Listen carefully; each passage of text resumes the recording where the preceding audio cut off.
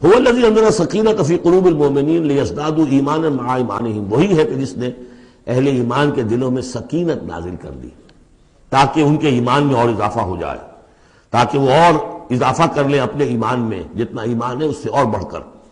وَلِلَّهِ جُنُودُ السَّمَاوَاتِ وَالْأَرْضِ۔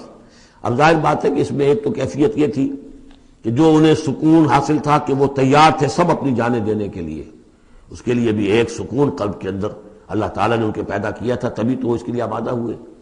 پھر یہ کہ ان کے اندر نظم اور ضبط کا یہ عالم کہ کوئی ایک شخص بھی حق میں نہیں تھا کہ یہ صلح یہاں اس وقت ہو، لیکن محمد رسول اللہ ان کی اطاعت، اس کا سب سے بڑا ٹیسٹ وہاں ہوا ہے۔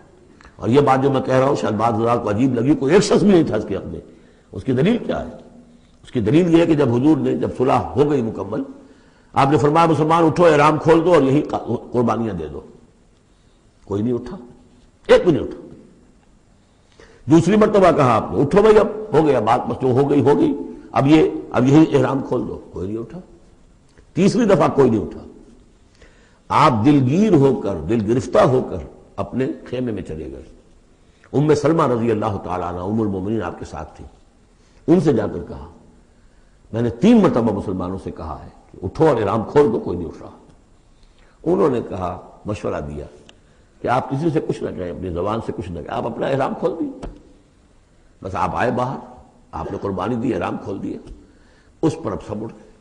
یعنی اصل میں وہ سب کے سب منتظر تھے کہ کیا حضور ہمارا امتحان لے رہے ہیں، یہ کوئی ٹیسٹ ہو رہا ہے، کیا ہو رہا ہے، یا حالت منتظر شاید کوئی نئی صورت پیدا ہو جائے، شاید حالات بدل جائیں۔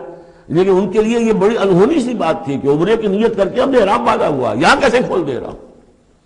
لیکن بہرحال وہ صرف ایک توقف جو تھا وہ اسی درجے میں تھا کہ شاید کوئی نئی صورت پیدا ہو جائے۔ لیکن اس سے ظاہر ہو رہا ہے کہ سب کے دل جو ہیں وہ اس صلح کے حق میں نہیں تھے، وہ تو چاہ رہے تھے کہ اب ہمیں موقع ملے اور ہم یہاں جنگ ہو اور اللہ کے دین کو ہم غالب کریں۔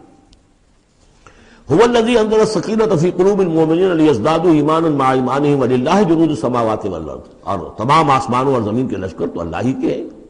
وکان اللہ علیما حکیما، اللہ سب کو جاننے والا اور کمال حکمت والا۔